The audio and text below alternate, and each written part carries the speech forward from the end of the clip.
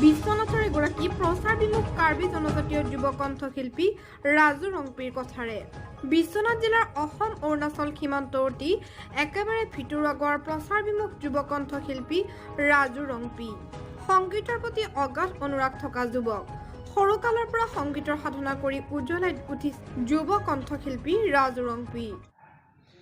Bataisili kache tonge phong lale nang penne kang hon kachilo charanang chiju sengarongo nang pen kapre kang hon nang ne obong nang si ne kang hon albinong reng so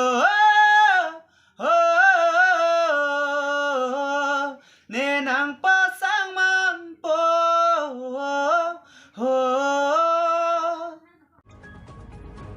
এক number Delhi চাং গাঁৱৰ নিবাসী হৰি সিং ৰংপি আৰু মাতৃ মীৰা তকবিপিৰ পুত্ৰ ৰাজু ৰংপি সম্প্ৰতি Karbi Anglong singing superstar online audition ৩,০০০ৰো অধিক প্ৰতিযোগীয়ে অংশগ্ৰহণ কৰা তাৰ ভিতৰত প্ৰথম স্থানত নিৰ্বাচিত ৬ গৰাকীৰ ভিতৰত স্থান দখল কৰি প্ৰতিযোগী কণ্ঠশিল্পী।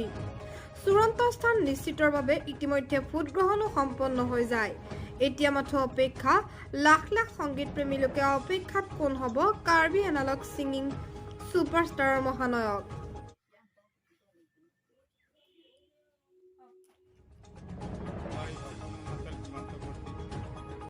একেবাৰে নিঃস্ব দুখীয়া ঘৰৰ পৰিয়াল ৰাজু ৰংপি। তেওঁৰ দেউতা খৰচিং ৰংপি। তেওঁ বৰ্তমান সংগীতৰ প্ৰতি ৰাপ আছে আৰু সৰুৰে পৰাই তেওঁ সংগীতৰ সাধনা কৰি আহিছে আৰু কোনো ধৰণৰ প্ৰশিক্ষণ গ্ৰহণ নকৰাকৈ ইতিমধ্যে তেওঁ কাৰ্বি আংলং ছিংগিং ছুপাৰষ্টাৰ লৈ তেওঁ হেৰি হৈছে, তেওঁ উন্নীত হৈছে।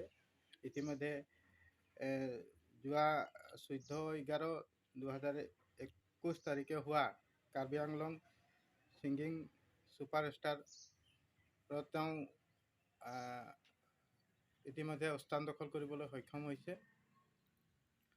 আহক আমি তেওঁৰ বিষয়ে কিছু কথা জানো। ভাইটি কোৱাচোন, তোমাৰ নামটো কি? নমস্কাৰ, মোৰ নাম শ্ৰী ৰাজু ৰংপি। তুমি এইটো লাইনত অহা, বিশেষ কৰি তুমি সংগীতৰ লাইনত অহা তোমাৰ কিমান দিন হৈছে? হ'ল মোৰ যেতিয়া মই ক্লাছ 9ত পঢ়ি আছিলোঁ তেতিয়াৰ পৰা আৰম্ভ কৰিছিলোঁ।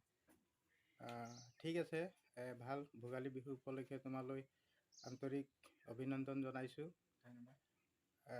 এতিয়া ভোগালীৰ বিহুৰ ছিজন, গতিকে তোমাৰ পৰা সৰুকৈ বিহু উপলক্ষে গান এটি শুনিব বিচাৰিছোঁ। ঐ নাহৰ পাতৰ আৰতে ঐ ফুলিলে মোৰ হেৱালি ঐ হাঁহিলে তোমাৰ মুখনি ঐ পদুম তগৰ। কোনো ধৰণৰ আনুষ্ঠানিকতা শিক্ষা তথা প্ৰশিক্ষণ গ্ৰহণ নকৰাকৈ তেওঁ সুললিত স্বৰেৰে সকলোৰে মন জয় কৰিবলৈ সক্ষম হয়। স্বসাধনাত উদ্ভাসিত হোৱা ৰাজুৱে কাৰ্বি, আদিবাসী, বড়ো আৰু অসমীয়া ভাষাত গীত পৰিৱেশন কৰি ৰাইজৰ দৃষ্টি আকৰ্ষণ কৰিছে। এইগৰাকী যুৱ কণ্ঠশিল্পীগৰাকীৰ আৰ্থিক অৱস্থা একেবাৰে শোচনীয়। কোনোমতে তেওঁৰ পিতৃয়ে হাজিৰা কৰি পৰিয়ালটি পোহপাল দি আছে। 2001 চনৰ 7 এপ্ৰিলত জন্মগ্ৰহণ কৰা ৰাজুৱে স্থানীয় দিল্লী চাং প্ৰাথমিক বিদ্যালয়ত নামভৰ্তি কৰি পৰ্যায়ক্ৰমে এতিয়া হাইস্কুল 10মান শ্ৰেণীলৈ পঢ়ি শিক্ষা জীৱন সমাপ্ত কৰিবলগীয়া হয়। আৰ্থিক সংকটৰ বাবে আগলৈ আৰু পঢ়া নহ'ল। আৰ্থিক অৱস্থা কোঙা কৰা পৰিয়ালটিয়ে পুত্ৰৰ মনোকামনা পূৰণ কৰিব পৰা নাই। আনকি সংগীতৰ প্ৰতি প্ৰবল ধাউতি থকা পুত্ৰৰ বাবে সামান্য কিছু সুবিধা দিব পৰা নাই পিতৃ মাতৃয়ে।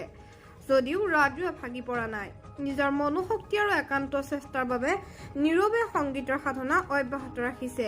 এতিয়া পৰিয়ালৰ মাথো এটাই আহ্বান, চৰকাৰ তথা দল সংগঠন অথবা অনুষ্ঠান প্ৰতিষ্ঠানে সহায় সহযোগিতা আগবঢ়ালে কিছু হ'লেও আগবাঢ়ি যাবৰ দুৰ্ভগীয়া পৰিয়ালটিৰ প্ৰতি সকাহ দিয়া হ'ব। বিশ্বনাথৰ পৰা ৰমেশ চন্দ্ৰ চৰণৰ সহযোগত